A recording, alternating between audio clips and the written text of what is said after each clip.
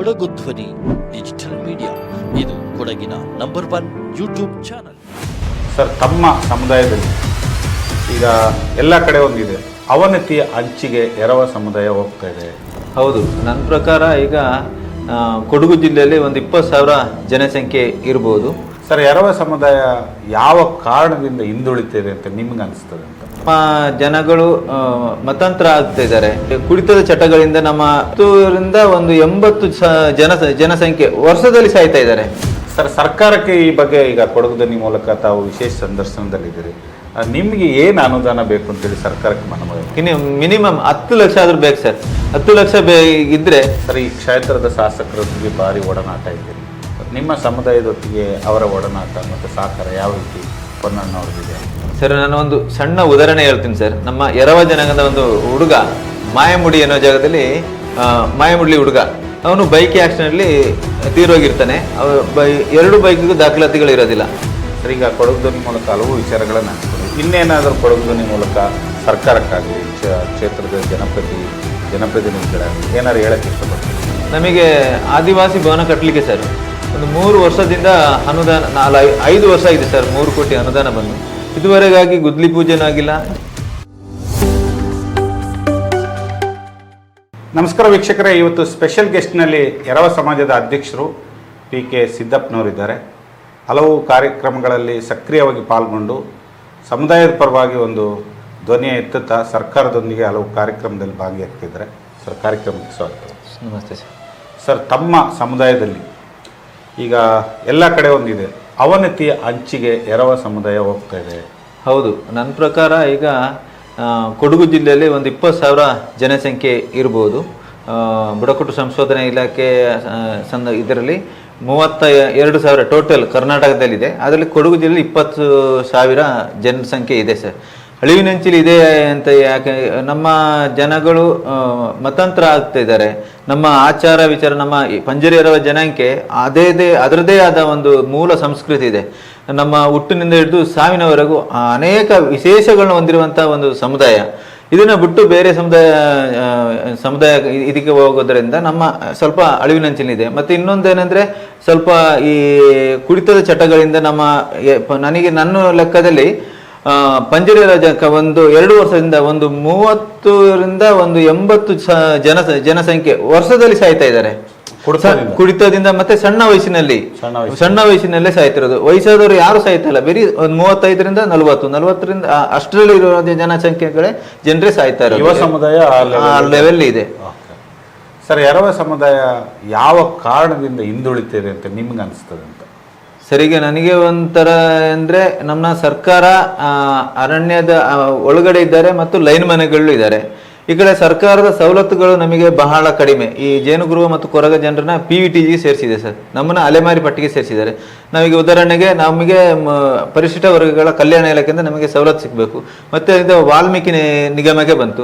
ಈಗ ಸಮಾಜ ಕಲ್ಯಾಣ ಇದು ಅಲೆಮಾರಿ ನಿಗಮ ಅಂತ ಇದೆ ನೋಡಿ. ನಮಗೆ ಪರಿಶಿಷ್ಟ ವರ್ಗಗಳ ನಮ್ಮದೇ ಸ್ವಂತ ಇಲಾಖೆ, ನಮಗೆ ಸಮಾಜ ಕಲ್ಯಾಣ ಇಲಾಖೆಯಲ್ಲಿ ನಾವು ಬೆನಿಫಿಟ್ ತಗೊಳ್ಳುವಂತ ಪರಿಸ್ಥಿತಿ ನಾವು ಅಲ್ಲೇ ಅಲೆಮಾರಿಗಳಿತ ಆಗ್ತೀವಿ. ನಮಗೆ ಸರ್ಕಾರದ ನೇರ ನಮ್ಮ ಪರಿಶಿಷ್ಟ ವರ್ಗಗಳ ಕಲ್ಯಾಣ ಇಲಾಖೆಯಲ್ಲಿ ನಮಗೆ ಮೊದಲು ಯಾವ ತರ ಕೊಡ್ತಿದ್ರು ಅದೇ ತರ ಕೊಟ್ಟರೆ ನಮಗೆ ಬೆನಿಫಿಟ್ ತಗೋಬಹುದು. ಈಗ ನಾವು ST ಮತ್ತು SC ಸಮುದಾಯ ಇರುವಂತ ಇಲಾಖೆ ಇದೆ, ಸಮಾಜ ಕಲ್ಯಾಣ ಇಲಾಖೆ, ಅದ್ರಲ್ಲಿ ನಾವು ಬೆನಿಫಿಟ್ ತಗೊಳ್ಳೋಂತರ ಪರಿಸ್ಥಿತಿಲಿ ಆಗಿದೆ. ಅಲೆಮಾರಿ ಈ ಒಂದು ವ್ಯವಸ್ಥೆಗಳು ಯಾಕಾಯ್ತು ಅಂತ ನೀವು ಸರ್ಕಾರಕ್ಕೆ ಒತ್ತಡ ಹಾಕ್ಲಿಲ್ವಾ? ಯಾಕಾಯ್ತು? ನಾವು ಅದನ್ನು ಒತ್ತಡ ಹಾಕಿದ್ವಿ ಸರ್. ಈಗ ಪ್ರೊಫೆಸರ್ ಬಸನಗೌಡ ಅಂತ ಒಂದು ನಿರ್ದೇಶಕರಿದ್ರು ಬುಡಕಟ್ಟು ಸಂಶೋಧನಾ ಇಲಾಖೆಯಲ್ಲಿ. ಅವರು ಏನ್ ಮಾಡಿದ್ದಾರೆ, ಸರ್ಕಾರಕ್ಕೆ ವರದಿ ಕಳಿಸಿದ್ದಾರೆ. ಅದರಲ್ಲಿ ಪಣಿಯರ ಮತ್ತು ಪಂಜರಿ ಎರವ 2 ಸಮುದಾಯ ಇದೆ. ಅವರು ಟೋಟಲ್ ಆಗಿ ಎರವ ಅಂತ ಮಾಡ್ಬಿಟ್ಟು ಈ ಪಣಿಯರವರು ಇನ್ನೊಂದು ಲೈನಿಂದ ಇನ್ನೊಂದು ಮನೆಗೆ ಹೋಯ್ತಾ ಇರ್ತಾರೆ.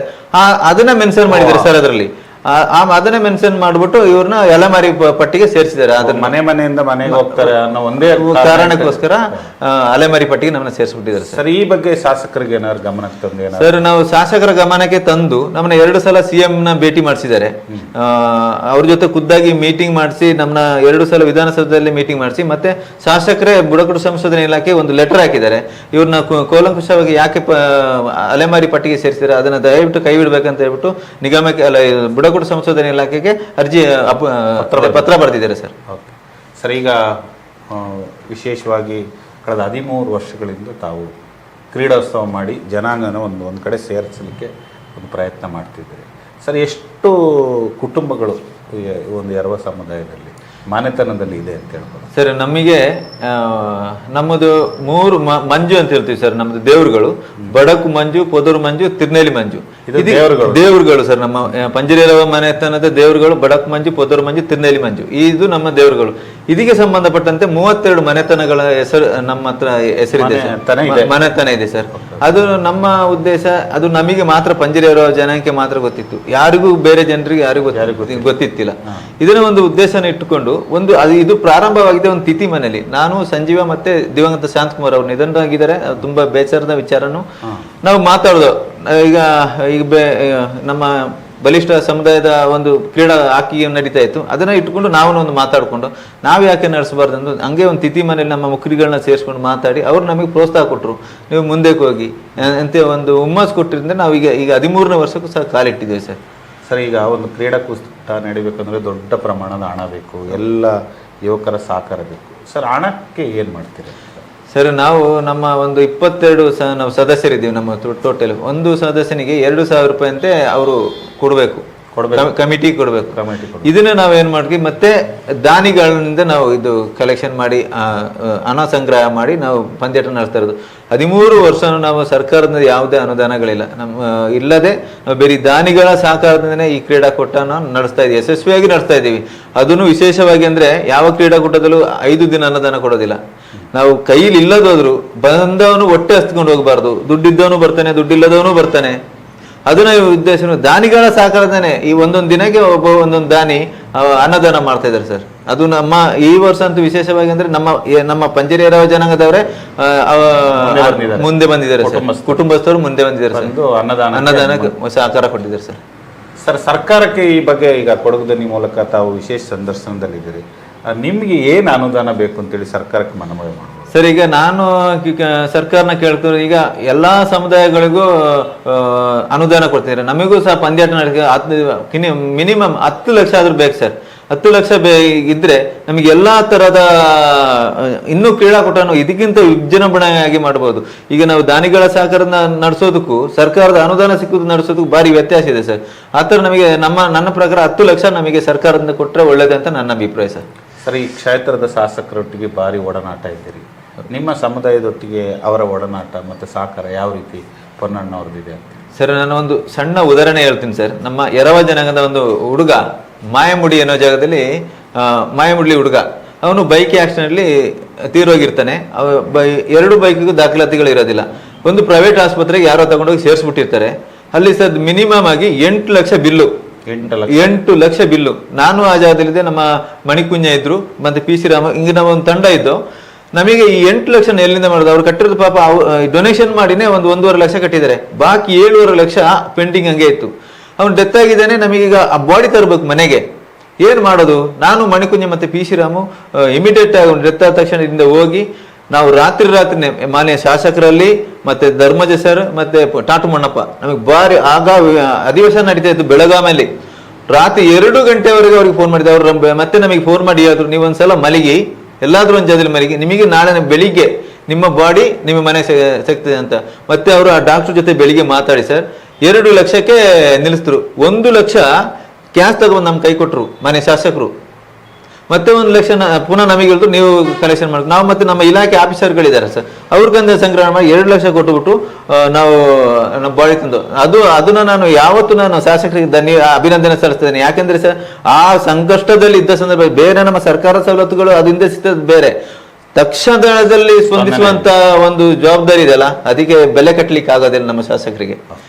ಸರ್, ಈಗ ವಿದ್ಯಾವಂತರು ತಮ್ಮ ಎರವ ಸಮುದಾಯದಲ್ಲಿ ಯಾವ್ಯಾವ ಕ್ಷೇತ್ರದಲ್ಲಿ ಇರ್ಬೋದು ಅಂತ ಹೇಳಿ? ಸರ್, ಈಗ 1-2-3 ವರ್ಷದಿಂದ ನಮ್ಮ 1-2 ಮಹಿಳೆ ವಿದ್ಯಾ ಮತ್ತೆ ಚಿತ್ರ ಇವರೆರಡು LLB ಮಾಡಿ ಈಗ ಪ್ರಸ್ತುತ ವಿರಾಜಪೇಟೆ ಕೋರ್ಟ್ನಲ್ಲಿ ವಕೀಲರ ಸೇವೆ ಸಲ್ಲಿಸ್ತಾ ಇದ್ದಾರೆ ಸರ್. ಮತ್ತೆ ಒಬ್ಳು ಪುಷ್ಪಜನ್ ಅವಳು MSW ಮಾಡಿದ್ದಾರೆ ಸರ್. ಅದೊಂದು ಭಾರಿ ಸಂತೋಷದ ವಿಚಾರನೆ ನಮಗೆ, ಸಮುದಾಯ ಹೆಗ್ಗಳಿಕೆ ಸರ್. ನನಗೆ ಅದೊಂದು ನಾನು ನಮ್ಮ ಈ ಕೊಡಗು ಧ್ವನಿ ಮುಖಾಂತರ ಕೇಳ್ಕೊಳ್ತೀನಿ, ಯಾರನ್ನೂ ಮಕ್ಕಳನ್ನು ಶಾಲೆಗೆ ಕಳಿಸದಂಗೆ ಇರಬೇಡಿ. ದಯವಿಟ್ಟು ನಾವು ಮುಂದೆ ಬರಬೇಕಾದ್ರೆ ಶಿಕ್ಷಣ ಮೂಲ, ಅದು ಅನ್ನೋ ಒಂದು ಅಭಿಪ್ರಾಯ ನಂದು. ಶಿಕ್ಷಣ ಇಲ್ಲದೋದ್ರೆ ಯಾವತ್ತೂ ನಾವು ಮುಂದೆ ಬರ್ಲಿಕ್ಕೆ ಆಗೋದಿಲ್ಲ. ನಮಗೆ ಜನರಲ್ ನಾಲೆಜ್ ಬರ್ಲಿಕ್ಕೆ ಮುಖ್ಯ ಕಾರಣ ಶಿಕ್ಷಣ. ಮತ್ತೆ ನಮ್ಮ ಸಮುದಾಯಗಳು ಏನ್ ತಿಳ್ಕೊಂಡಿದ್ದಾರೆ ಅಂದ್ರೆ, ಓದಿದವನಿಗೆಲ್ಲ ಕೆಲಸ ಸಿಗ್ತದ, ಅದು ಅಲ್ಲ. ಕೆಲಸ ಸಿಕ್ಕೋದು ಬಿಡೋದು ಅದು ಎರಡನೇ. ಫಸ್ಟು ನಾವು ನಮ್ಮ ಮಕ್ಕಳ ಓದಿಸುವಂತ ಒಂದು ಜವಾಬ್ದಾರಿ ತಗೋಬೇಕು. ಅದು ಸಾಲನ, ಈಗ ನಾನು ಕೆಲವು ಮಕ್ಕಳುಗಳನ್ನ ಸರ್, ನಮ್ಮ ಸಮುದಾಯ ಮಕ್ಕಳುಗಳನ್ನ, ಅವರಿಗೆ ಡಿಗ್ರಿ ಪಾಸ್ ಆಗಿದ್ದಾರೆ ಸರ್, ಫೀಸ್ ಕಟ್ಲಿಕ್ಕೆ ಆಗ್ಲಿಲ್ಲ. 26,000 ಕಟ್ಟಬೇಕು ಫೀಸ್. ಅವ್ರು ನನಗೆ ಫೋನ್ ಮಾಡಿದ್ರು. ನಾನು ಇಮಿಡಿಯೇಟ್ಲಿ ಆಗಿ ಸ್ಪಂದನ ಒಂದು ತಂಡ ಇದೆ ಸರ್, ಅಜ್ಜಮ್ಮನ ರಮೇಶ್ ಕುಟ್ಟಪ್ಪನವ್ರ ತಂಡ, ಅವ್ರಿಗೆ ಒಂದು ಬೇರೆ ಫೋನ್ ಮಾಡಿಲ್ಲ, ಒಂದು ಮೆಸೇಜ್ ಹಾಕ್ದೆ. ನನಗೆ ಹೇಳಿದ್ರು, ನೀನು ಫಸ್ಟ್ ಹೋಗಿ ಕಾಲೇಜಲ್ಲಿ ಸೀಟು ಅಂತ ನೋಡ್ಬಿಟ್ಟು ನನಗೆ ಫೋನ್ ಮಾಡು ಅಂತಂದ್ರು. ನಾನು ಕಾಲೇಜಲ್ಲಿ ಡೇಟ್ ಮುಗಿದೋಗಿತ್ತು. ನಾನು ಪ್ರಿನ್ಸಿಪಲ್ನ ರಿಕ್ವೆಸ್ಟ್ ಮಾಡ್ಕೊಂಡೆ ಸರ್. ರಿಕ್ವೆಸ್ಟ್ ಮಾಡ್ಕೊಂಡಾಗ ಸರಿ ನಾ 2 ಸೀಟ್ ಕೊಡಿಸ್ತೀನಿ ಅಂತ. ಮತ್ತೆ ನಾನು ಅವ್ರಿಗೆ ಪುನಃ ಫೋನ್ ಮಾಡಿ ಹೇಳಿದೆ ಅಜ್ಜಮಠ ಕುಟ್ಟಪ್ಪ ಸರ್ಗೆ. ಅವರು, ನೀವು ಬೆಳಿಗ್ಗೆ ನಮ್ಮ ಮಕ್ಕಳ ಕರ್ಕೊ ಬಾ ಕಾಲೇಜ್ಗೆ, ನಾವು ನಾನೆಂತೂ ಹೋಗಿ ದುಡ್ಡು ನಾವು ಹೋಗೋದು 26,000 ಟೇಬಲ್ ಇತ್ತು. ಪ್ರಿನ್ಸಿಪಲ್ ನಮ್ಮನ್ನ ವೆಯ್ಟ್ ಮಾಡ್ತಾ ಇದ್ರು ಸರ್. ಆ ತರದ ದಾನಿಗಳು ನಮಗೆ ಕೊಡ್ಲಿಕ್ಕೆ ತಯಾರಿದ್ದಾರೆ. ಆದ್ರೆ ನಮ್ಮ ಜನರು ಮುಂದೆ ಬರಬೇಕು, ಅದೇ ನನ್ನ ಆಶಯ ಸರ್. ಈಗ ಕ್ರಿಕೆಟ್ಗೆ ಬರೋದಾದ್ರೆ, ಈ ಬಾರಿ ಯಶಸ್ವಿಯಾಗಿ 13ನೇ ವರ್ಷ 5 ದಿನ ಭಾಳ ಗೌಜಿಯಾಗಿ ಮಾಡಿದ್ರು. ಎಲ್ಲ ನಿಮ್ಮ ಶಾಸಕರು ಬಂದಿದ್ರು, ಬೇರೆ ಬೇರೆ ಪ್ರಮುಖರು ಬಂದಿದ್ರು. ಸರ್, ಮುಂದಿನ ವರ್ಷ ಯಾವ ಮನೆತನದಲ್ಲಿ ಆಗ್ತದೆ? ನಾವು ಮುಂದಿನ ವರ್ಷ ಮರೆಗಾವಲ ಅತ್ಲೆರಂಡ ಎಂಬ ಒಂದು ಕುಟುಂಬ ಇದೆ ಸರ್ ನಮ್ಮದು. ಅದನ್ನ ಇಟ್ಕೊಂಡು ನಾವು ಪಂದ್ಯಾಟವನ್ನು ಪ್ರಾರಂಭ ಮಾಡ್ತೀವಿ. ಅದಕ್ಕೆ ನಾನು ಹೇಳೋದು, ಸರ್ಕಾರ ನಮಗೆ ಅದಕ್ಕಿಂತ ಮುಂಚೆ ನಮಗೆ 10 ಲಕ್ಷ ಕೊಟ್ಟರೆ ಈ ಮರೆಗಾವಲ ಅತ್ಲೆ ಎಂಬ ಒಂದು ಅತ್ಲೆರಂಡ ಕ್ರಿಕೆಟ್ ಕಪ್ನ ನಾವು ಭಾಳ ಯಶಸ್ವಿಯಾಗಿ ನಡೆಸ್ಬೋದು ಸರ್. ನಮಗೆ ಮತ್ತೆ ಇನ್ನೂ ನಮಗೆ ಪ್ರೋತ್ಸಾಹ ಏನಂದ್ರೆ, ನಮ್ಮ ಕೆಲವು ಮಕ್ಕಳುಗಳಿಗೆ ಫೀಸ್ ಕಟ್ಟಲಿಕ್ಕೆ ಆಗೋದಿಲ್ಲ. ಈ 10 ಲಕ್ಷ ಕೊಟ್ರೆ ಈ ಎಂಥದಕ್ಕೂ ನಾವು ಬಳಸ್ಕೋಬಹುದು, ಸಣ್ಣ ಪುಟ್ಟ ಬಳಸ್ಕೋಬಹುದು. ಆಗ ಮಕ್ಕಳಿಗೆ ಒಂದು ಪ್ರೋತ್ಸಾಹ ಕೊಟ್ಟರು ಕಡಿಮೆ ಆಗ್ಬಹುದು ಅಂತ ನನ್ನ ಅನಿಸಿಕೆ ಸರ್. ಸರ್, ಈಗ ಯಶಸ್ವಿ ಆಯ್ತಾ ಮುಂದಿನ ವರ್ಷಕ್ಕೆ ಈಗಲೇ ಪ್ಲಾನ್ ಅಪ್ ಏನಾದ್ರು ಮಾಡ್ತಿದ್ರ? ಸರಿ, ಈಗಲೇ ನಾವು ಮ್ಯಾಚ್ ಕಳೆದ ಮುಂಚೆ ಎಲ್ಲ ನಾವು ಮ್ಯಾಚ್ ಕಳೆದ ಮೇಲೆ ಹೋದ್ರೆ ಆ ಕಡೆನೆ ಹೋಗ್ಬಿಡ್ತೀವಿ. ಆದ್ರೆ ಈ ತರ ಫಾಲೋ ಅಪ್ ಸ್ಟಾರ್ಟ್ ಮಾಡಿದ್ವಿ ಸರ್. ಪುನಃ ನಾವು ನಮ್ಮ ಈ ಸಂಘಟನೆಯನ್ನ ಬೆಳೆಸ್ಕೊಳ್ಳೋಕೆ ಮುಂದಿನ ಭಾನುವಾರ ಒಂದು ಪೂರ್ವಭಾವಿ ಸಭೆಯನ್ನು ಸಹ ಕರೆದಿದ್ದೀವಿ. ಒಂದು ಯಶಸ್ವಿಯಾಗಿ ಈ ವರ್ಷಕ್ಕೆ 13 ವರ್ಷ ಹೆಂಗ್ ನಡೀತು ಅದಕ್ಕಿಂತ ವಿಜೃಂಭಣೆಯಾಗಿ ಮಾಡೋಣ ಅಂತ ಒಂದು ಆಶೆಯನ್ನು ಇಟ್ಕೊಂಡು ಮುನ್ನುಗ್ತಿದ್ದೀವಿ ಸರ್. ಸರ್, ಈಗ ಕೊಡಗು ಧ್ವನಿ ಮೂಲಕ ಹಲವು ವಿಚಾರಗಳನ್ನು ಹಂಚ್ಕೊಂಡಿದ್ವಿ. ಇನ್ನೇನಾದರೂ ಕೊಡಗು ಧ್ವನಿ ಮೂಲಕ ಸರ್ಕಾರಕ್ಕಾಗಲಿ, ಕ್ಷೇತ್ರದ ಜನಪ್ರತಿನಿಧಿಗಳಾಗಲಿ ಏನಾದ್ರು ಹೇಳಕ್ಕೆ ಇಷ್ಟಪಡ್ತೀರಾ ಸರ್? ಸರ್, ನಾನು ಅಂದರೆ ನಮಗೆ ಆದಿವಾಸಿ ಭವನ ಕಟ್ಟಲಿಕ್ಕೆ ಸರ್ ಒಂದು 3 ವರ್ಷದಿಂದ ಅನುದಾನ, 5 ವರ್ಷ ಆಗಿದೆ ಸರ್, 3 ಕೋಟಿ ಅನುದಾನ ಬಂದು. ಇದುವರೆಗಾಗಿ ಗುದ್ಲಿ ಪೂಜೆನೂ ಆಗಿಲ್ಲ. ಜಾಗ ಗುರುತು ಮಾಡಿದರೆ ನಮ್ಮ ಪ್ರೌಢಶಾಲೆ ಪಕ್ಕದಲ್ಲಿ. ಆದರೆ ನಾ ಶಾಸಕರ ಗಮನಕ್ಕೂ ಎಲ್ಲೂ ಹೋದರೂ ಅದನ್ನ ತರ್ತಾ ಇರ್ತೀವಿ. ಇದನ್ನ ಒಂದು ಮಾಡ್ಕೊಡಿ ಸರ್. ಮೊನ್ನೆ ಸಹ ನಮಗೆ ಆಶ್ವಾಸನೆ ಕೊಟ್ಟಿದ್ರೆ 1 ವಾರದೊಳಗೆ ನಿಮಗೆ ಇದನ್ನ ತಿಳಿಸ್ತೀವಿ ಅಂತ ಹೇಳ್ಬಿಟ್ಟು. ಮತ್ತೆ ಇನ್ನು ಅದೊಂದು ಆಗ್ಬೇಕು ಸರ್ ಮುಖ್ಯವಾಗಿ. ಮತ್ತೆ ಇನ್ನೊಂದು ಏನಂದ್ರೆ ಸರ್, ನಮ್ಮ ಎರವ ಜನರಿಗೆ ಮನೆಗಳಿಲ್ಲ. ಮೈನ್ ಆಗಿ ಮನೆಗಳಿಲ್ಲ ಸರ್. ಈಗ ಜೇನು ಕುರುಬರಿಗೆ ಮಾತ್ರ ಮನೆ ಆಗ್ತಾ ಇದೆ. ನಮ್ಮ ಪಂಜರಿಯರ ಪಣಿಯರವರಿಗೆ ಮನೆಗಳು ಆಯ್ತಾ ಇಲ್ಲ. ಈಗ ಶಾಸಕ ಇದರಲ್ಲಿ ಅನುದಾನದಲ್ಲಿ ಬಜೆಟ್ನಲ್ಲಿ ಅನುದಾನ ಘೋಷಣೆ ಆಗಿದೆ, 200 ಕೋಟಿ ಅನುದಾನ ಇದೆ.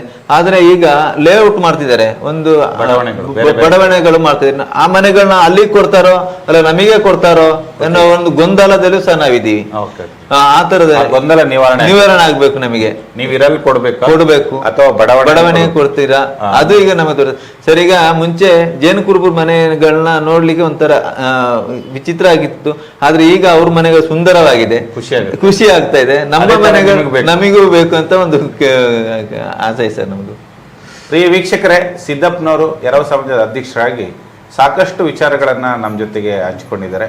ಇವರ ಮುಂದಿನ ಏನು ಹೋರಾಟಗಳು, ಸಾಮಾಜಿಕ ಕಾರ್ಯಕ್ರಮಗಳು ಯಶಸ್ವಿಯತ್ತ ಸಾಗಲಿ, ಮತ್ತಷ್ಟು ಕಾರ್ಯಕ್ರಮದಲ್ಲಿ ಇವರು ಸಕ್ರಿಯವಾಗಿ ಪಾಲ್ಗೊಳ್ಳಿ ಅಂತ ಹೇಳ್ತಾ ಕೊಡಗು ಧ್ವನಿ ಮೂಲಕ ಅನಂತ ಧನ್ಯವಾದಗಳು. ನಮಸ್ತೆ.